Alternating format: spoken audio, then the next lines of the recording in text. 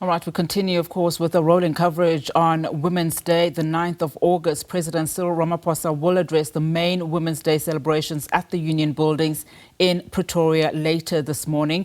For more on Women's Day, let's now cross back to SABC News anchor Chriselda Lewis, joined by specialist correspondent Sophie Mokoena. Chriselda, of course, it is a few moments away before President Cyril Ramaphosa addresses the nation on this important day, marking 70 years since that iconic march to the Union Buildings in 1956.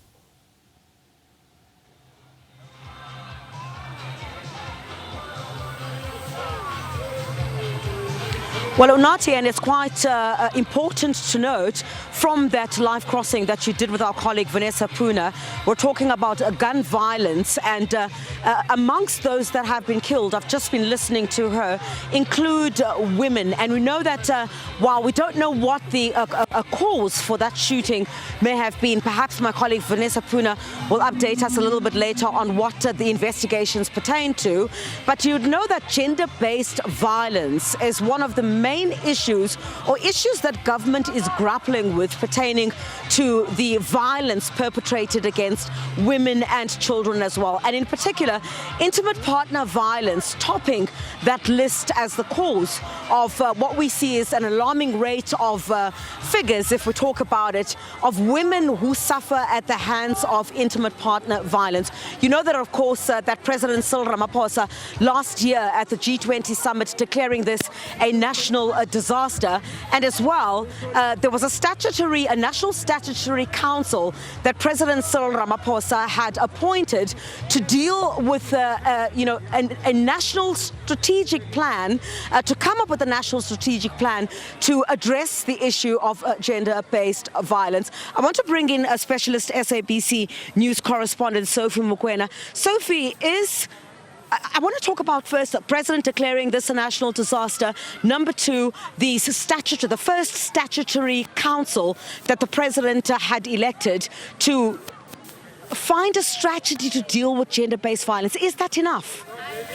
I think it will go a long way in terms of zooming into this problem, and the council having to come up with a strategy. How do you address the issue of gender-based violence? Not only stopping the gender-based violence, but also assisting the victims and ensuring that you deal with a challenge of ensuring that we don't have more perpetrators and we bring the numbers down. We know that also during the speech, the budget speech, the Minister of Finance put aside money to strengthen the sexual offences courts so that you are able to deal with these cases and perpetrators are brought to book and you send them to prison as part of deterrent. And this will go a long way. We are told that with this budget, there's hope that the courts there will be more 200 courts by the year 2028. And therefore, you have more platforms to deal with this issue. But I think the police themselves will have to do a good job in terms of investigations, but also the victims themselves will have to come up, and also those who know that there are people who are doing such acts. It will be important for the society to report such cases so that you are able to deal with this problem. That could be counted as amongst the strides that have been made in order to deal with gender-based violence. But what more does government need to do? I think, harsher sentences need to be imposed on perpetrators of this kind of violence if it is to stand as a deterrent against those who, still carry out these kinds of acts. But in addition to the courts, in addition to declaring it a national disaster, in addition to appoint, what does that kind of council need to do? Yes, we've got the Constitution, we've got laws that support women in their quest, against gender-based violence. But what more can we see? What will shift the needle I think you also have to address the challenges that the country is facing of unemployment and poverty. Women at the coal face of that. In other words, you have to deal with the socio-economic imbalances and challenges that the country is facing.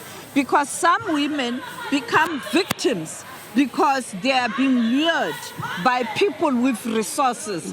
But secondly, you have perpetrators who feel that because they are frustrated, there's doom and gloom for them, they resort to such acts. And therefore, government will have to work hard to ensure that the economy does grow and this economy does create jobs so that people are focused on the positive spin-offs of those interventions, because the socio-economic conditions leads to people embarking on crime, and that crime would include sexual violence, and it will include abuse of women, or perhaps women falling into traps. And therefore, it will be important to address the issue of poverty, but also the campaigns to ensure that the citizens of this country are made aware that gender-based violence, it's a no, because it will affect the future generations. In other words, there must be campaigns that are earmarked at educating even those who are still at school, those who are in institutions of higher learning, those who are working, the society, the community. Everybody must stand up and say gender violence will kill this nation. Yeah, and in fact, just to bring our viewers up to speed, we also have the ANC Women's League March, which is also taking place, also symbolic of what Unati we've been referring to as that iconic march in 1956 by those 20,000 women to the union buildings.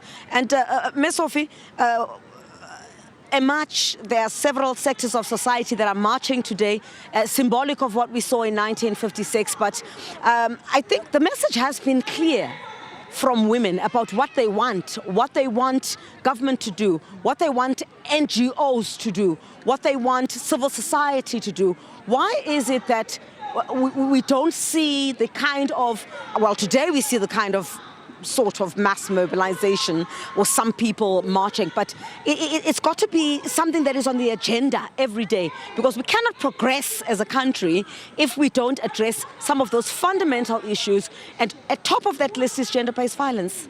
Yes, we cannot only focus on these challenges during the celebration of women's achievement. We have to make it a daily struggle where we remind the people, the society, the country that we have to fight gender-based violence, and we put all the resources, even private sector must be on board. All right. Ms. Sophie, thank you very much indeed. We appreciate your time. As always, we'll continue with our coverage with Sophie Mokoena, our a specialist correspondent here at the SABC. And we're expecting, of course, the president to outline some of the achievements that have been made, and some of the struggles that women continue to endure. Some of those struggles being, historically structured struggles that women have had to endure for decades, and exactly how far we've come. The president, of course, to deliver the main address here at the Union Buildings later on this morning.